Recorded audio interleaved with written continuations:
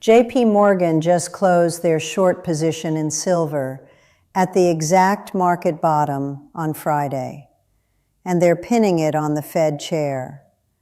I wasn't going to make this video. I'm literally skiing in Japan right now. But sitting on the ski lift thinking about what just happened in the silver market made me furious. Mainstream media is telling you the wrong story. JP Morgan sold at the exact bottom moment on Friday. The London Metal Exchange went offline on Friday, probably the second most important place where silver is traded. HSBC, the second largest short holder on the LBMA, their systems also went offline at the same time. COMEX raised margin requirements to shake out leveraged traders. They waited for Asian markets to close for the weekend, then rattled the market with news about a new Fed chair. A lot of coincidences. Whether you believe in coincidences or conspiracies is up to you. But if you hold silver, gold, mining stocks, or ETFs, the biggest silver crash in 44 years just happened. 35% drop in 24 hours. It could be a great buying opportunity before silver hits 150. Or it could leave you watching from the sidelines because you're scared. Let me give you the timeline. On Thursday, silver hit $120. On Friday, it crashed to $78. It was the worst day in silver since 1980. Gold fell 12%. We lost $3 trillion in market value. But mainstream media won't tell you this wasn't a market failure. It was an engineered flush. I looked at the CME silver margin data and couldn't believe my eyes. Nobody had written about it. That discovery changes everything. If you understand it, you're positioned for a tremendous opportunity. I'm Felix Breen, a former investment banker in a ski outfit. I've been studying this for years. A month ago, I made a video about the December silver crash at $84. I showed you the pattern: 1980, 2011, 2025. Same playbook, same players, same outcomes. They just did it again, 10 times worse.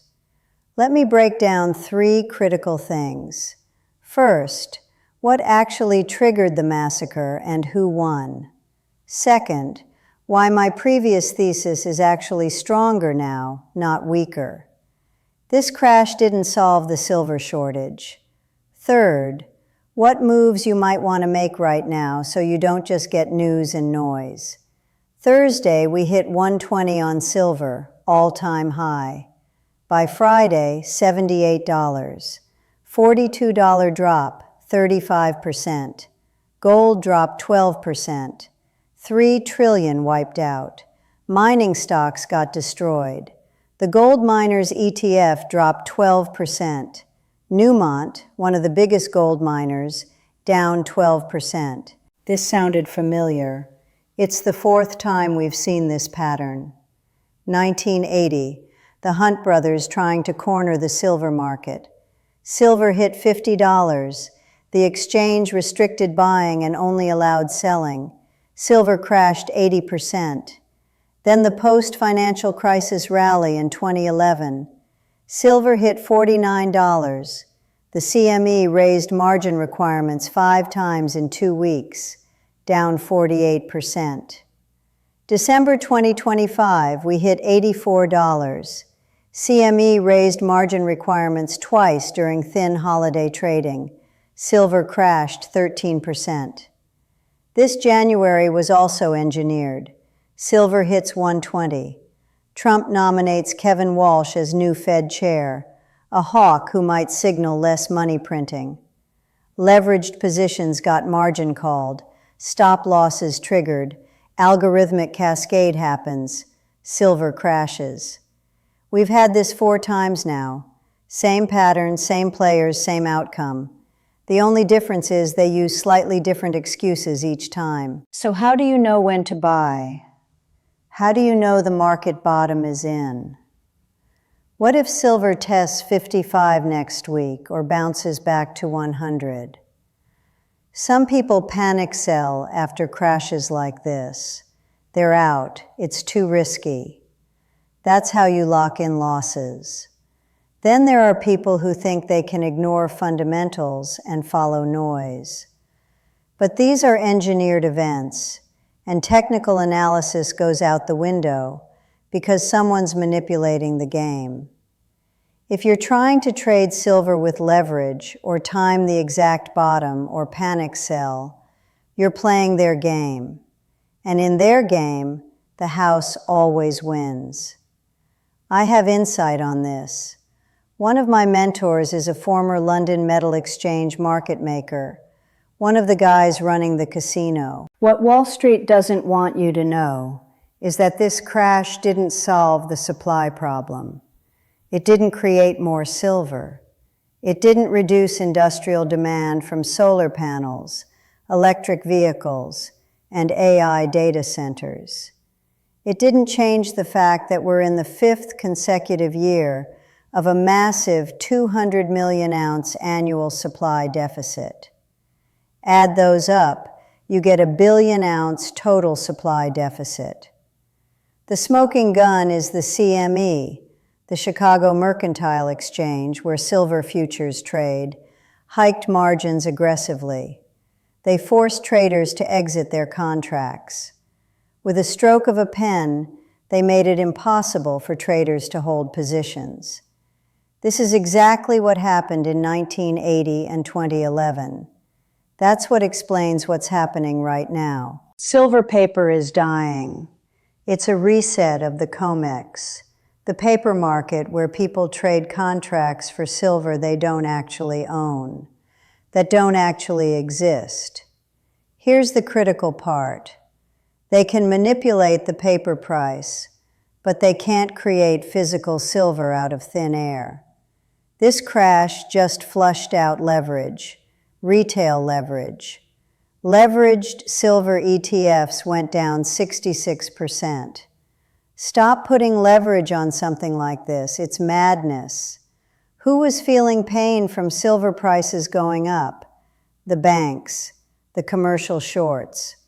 They could cover their positions and reset sentiment before the next leg up. This is a feature, not a bug. This is how the systems worked for decades. If you understand the margin discovery, the paper market reset, and what's about to happen in the next 30 or 90 days, you're positioned for what could be a great buying opportunity before silver goes crazy again. Mainstream media keeps talking about Kevin Walsh crashing the market. That was the match that lit the fuse.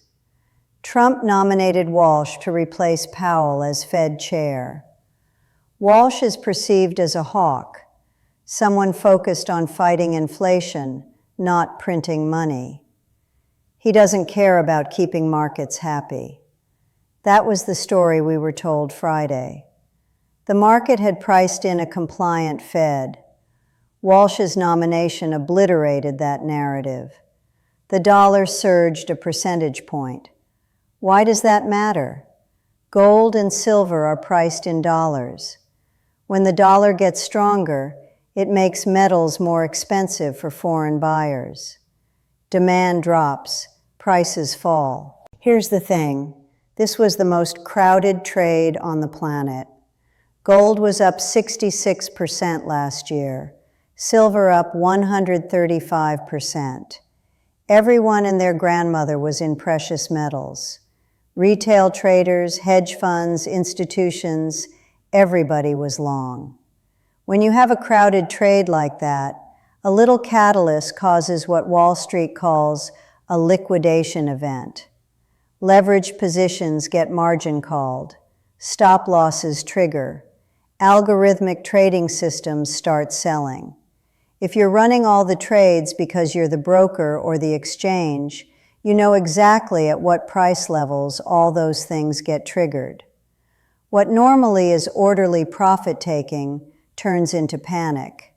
Then on top of that, Reuters pushed out a report claiming the U.S. was ending support for strategic metals. The Energy Department said it's false and deliberately misleading.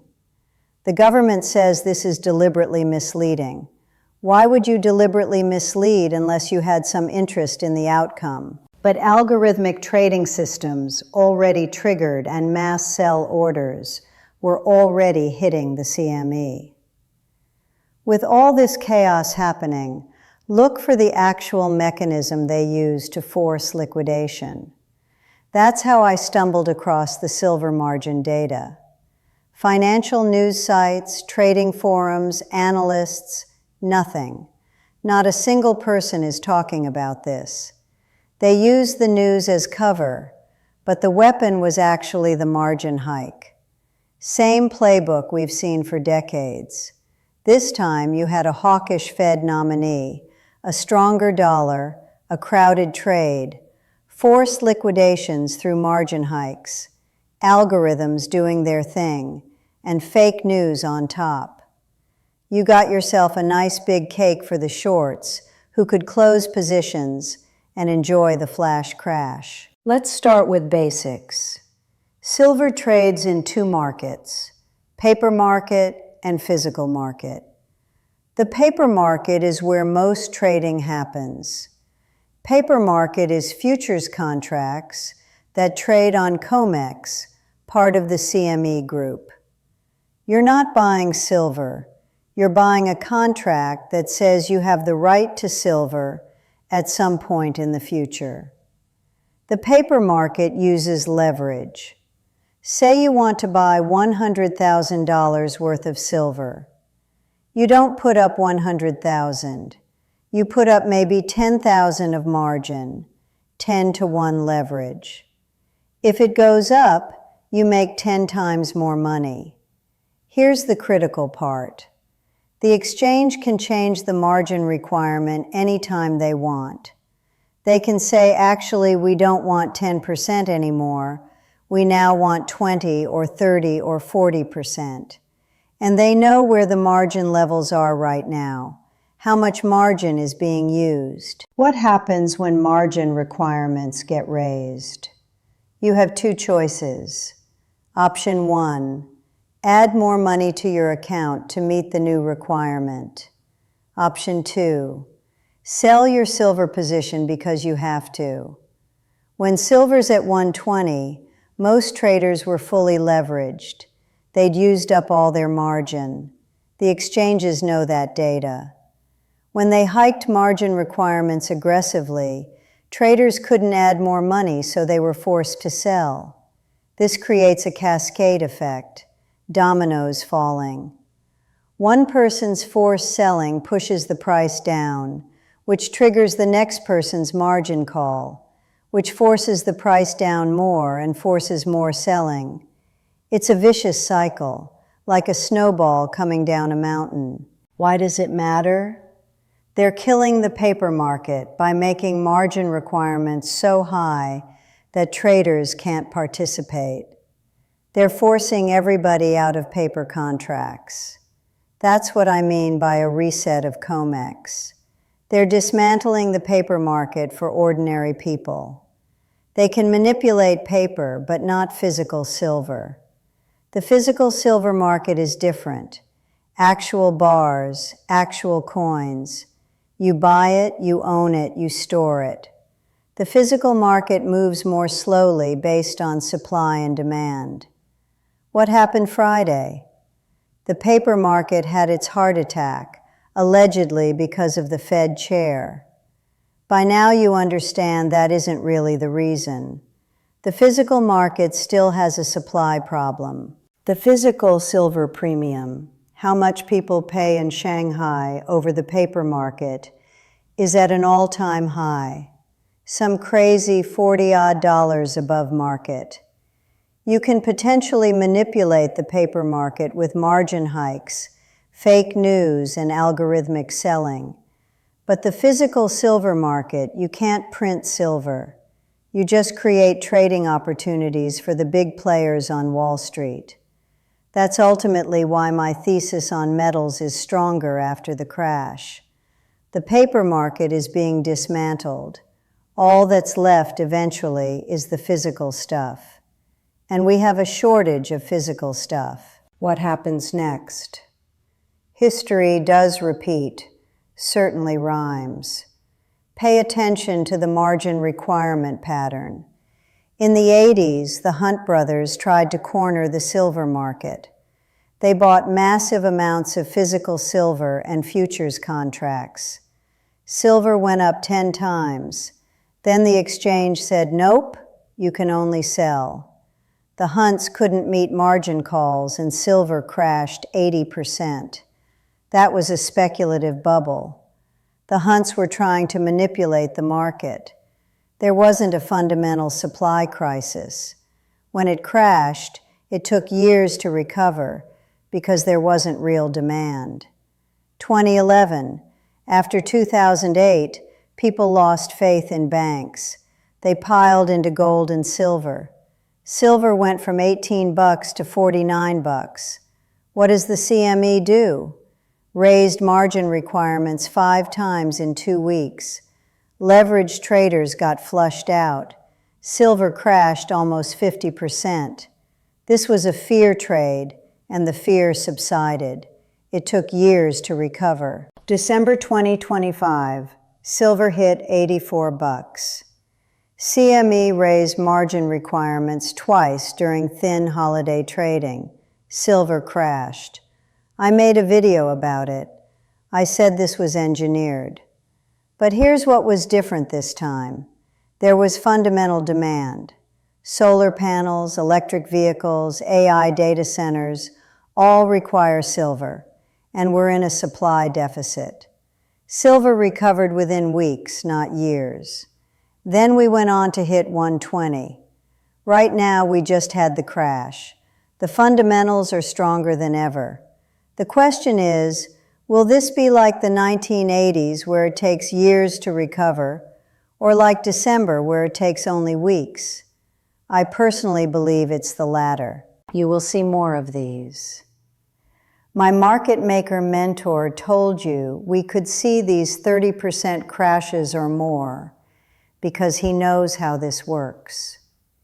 Until we get to a point where silver is no longer needed as much, or alternatives become viable, until silver becomes so expensive that it makes no sense to use it for industrial purposes, this is a strong market.